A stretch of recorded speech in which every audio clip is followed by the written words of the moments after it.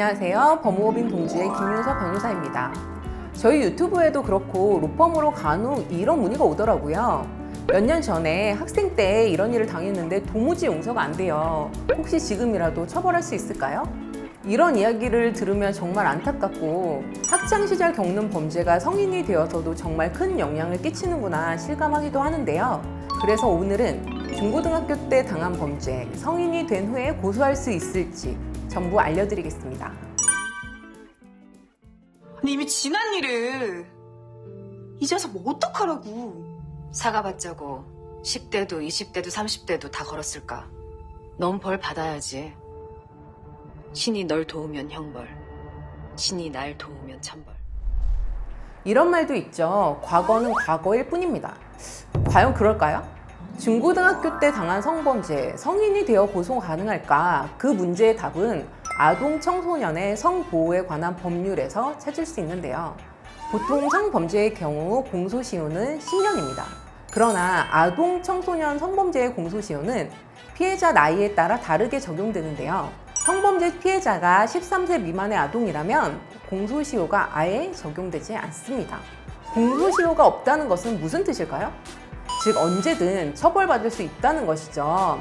아동에 대한 성범죄는 일반 성범죄보다 엄중하게 다루고 있다는 걸 알 수 있습니다. 만약 피해자가 13세 이상에 해당하는 중고등학생이었다면 어떨까요? 아동 청소년의 성보호에 관한 법률 제20조를 살펴보면 성범죄로 피해를 당한 아동 청소년이 성년에 달한 날부터 진행한다 라고 공소시효에 관한 특례 규정을 두고 있어요. 그러니까 13세 이상의 미성년자가 피해자라면 해당 범죄가 일어난 시점이 아닌 성인이 된 시점부터 공소시효가 진행된다는 겁니다. 좀 어렵죠? 쉽게 예를 들어볼게요. 만약 여러분이 고1이고 같은 학급 친구로부터 성추행을 당했어요. 그럼 여러분이 20살이 된 날이 공소시효 기준이 됩니다.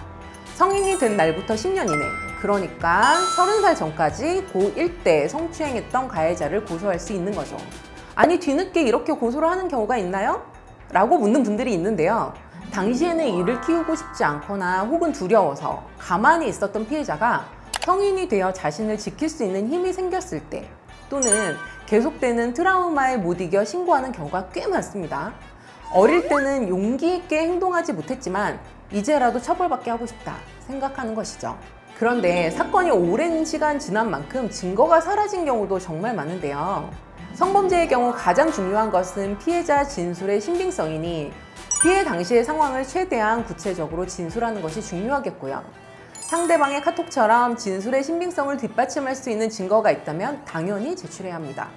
오래전 발생한 사건인 만큼 더욱 변호사의 조력을 받아 유효한 증거를 수집하는 것이 중요합니다. 그런데 만약 반대의 경우엔 어떨까요? 내가 학생 때 이런 일을 저질렀는데 갑자기 신고당한다면? 물론 억울한 분들도 있겠죠. 왜 이제 와서 범죄를 저지를 당시에는 형사처벌 대상이 되지 않는 나이였는데 하면서요.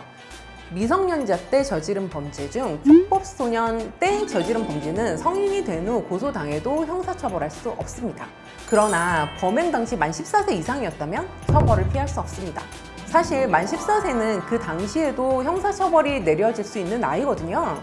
물론 만 19세 미만까지는 소년법의 보호를 받기 때문에 소년보호 처분으로만 끝날 수도 있어요. 그러나 심각한 사안이라면 형사재판이 열려 형사처벌이 내려질 수 있습니다. 하지만 성인이 되어 고소당했다면 고소당한 현재를 기준으로 성인이기 때문에 지금은 소년법 보호 처분을 받을 수 없어요. 그러나 피고인의 나이, 성행, 사회적 관계 등 다양한 양형 사유를 고려해 형량을 결정하는 만큼 선처를 바란다면 경험이 풍부한 변호사의 조력을 받아 양형 사유를 준비하셔야 합니다.